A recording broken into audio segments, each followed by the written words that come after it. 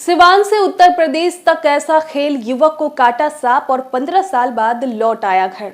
नमस्कार, Avon news देख रहे हैं आप। मैं हूं शिवांगी।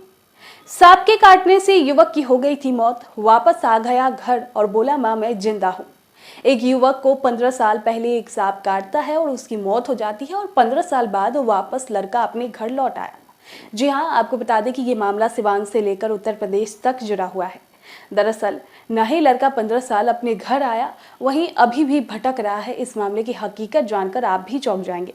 बता दें कि 1 अप्रैल 2022 को दिन शुक्रवार था। एवन न्यूज के पास एक फोन आता है और कहा जाता है कि ये लड़का लापता हुआ है और भटकते भटकते सिवान जिले के बगौरा के शिव मंदिर के पास अपने माता पिता को खोज रहा था। इसकी तस्वीरें आप अपने फोन स्क्रीन पर देख सकते हैं।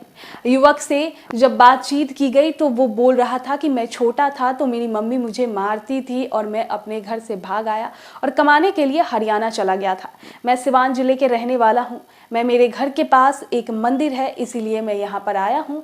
यही नहीं, ये उस समय अपने माता पिता का नाम भी बताया था। युवक अपने माता पिता का नाम श्याम सुंदर यादव बता रहा था और चाचा का नाम कन्हैया यादव बताया जा रहा था। मम्मी का नाम लक्ष्मी देवी बताया जा रहा था और बार बार एक ही बात बोल रहा था कि मैंने बचपन में 10 रुपये चुरा लिया था तो मेरी मम्मी ने मेरा मारा तो मैं घर छोड़कर भाग गया और मुझे आज याद आया, तुम्हें ढूंढते ढूंढते इस मंदिर के पास पहुंचा। मैंने 10 रुपये चुरा अपनी मम्मी के पास से, इसलिए मेरी मम्मी मारा तो मैंने भाग कर। उस युवक को देखने से ऐसा लग रहा था कि उसकी मानसिक स्थिति अभी सही नहीं है और बताया जा रहा था कि मैं 8 साल के से अपने घर से लापता हूं और मुझे घर का एड्रेस सही से पता नहीं है। इससे एक बात तो साबित होता है कि युवक को ना ही कोई सांप काटा था और ना ही युवक का अपहरण हुआ था।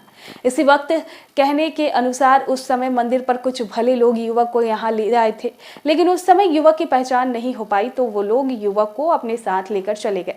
इसके बाद क्या हुआ इसकी जानकारी हमें नहीं है और कहानी अब शुरू होती है। युवक 1 अप्रैल 2022 को मंदिर पर आया था और अब ये युवक उत्तर प्रदेश के देवरिया जिले में पहुंच गया है और वहां पर कुछ और ही कहानी बता रहा है।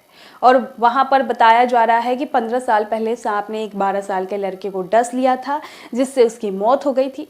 दावा किया जा रहा है कि परिजनों ने मासूम का शव सरयू नदी में बहा दिया था, मगर अब 15 सालों बाद वो बच्चा जिंदा होकर घर वापस लौट आया है। घर वाले अपने बेटे को 15 सालों बाद जिंदा देखकर खुश हैं। क्षेत्र में ये घटना चर्चाओं का विषय बना हुआ है। यही व्यक्ति 1 साल पहले यहाँ पर कुछ और ही कहानी बतला रहा था और वहाँ पर कुछ और ही कहानी बतला रहा है।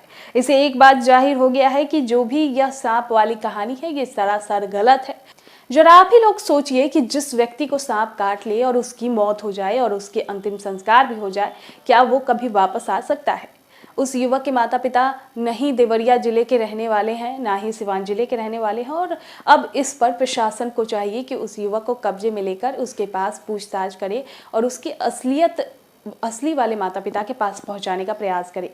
युवक जब सिवान पहुंचता है तो अपने नाम भी नहीं बता पा रहा था।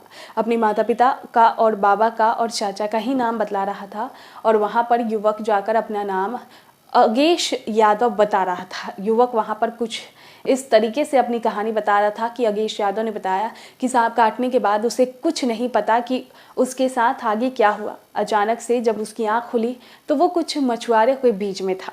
जब बाद में होश आया और कुछ दिन बाद उसने बातचीत की तो उसे मछुआरों ने बताया कि उन्होंने उसका शव नदी में पाया। अगेश ने बताया कि वो नदी की धारा संग बहते बहते बिहार के कटिहार जिले के अररिया घाट पहुंच गया था। यहाँ किसी मछुआरे ने मछली के लिए जाल फेंका तो उसका शव उसकी जाल में फंस गया, जिसके बाद मछुआरों ने केले के पत्ते को खोला, उसमें उसके शव मिला। युवक 1 साल पहले कुछ और बोल रहा था और अब कुछ और ही कहानी खेल रहा है। इससे जाहिर होता है कि युवक का कुछ मानसिक स्थिति भी सही नहीं है। हालांकि जांच का विषय है कि युवक के साथ आखिर असली में हुआ तो हुआ क्या था और इसकी असली माता पिता कौन है। बहरहाल इस खबर पर आपकी क्या राय है, कमेंट बॉक्स में जरूर बताएं।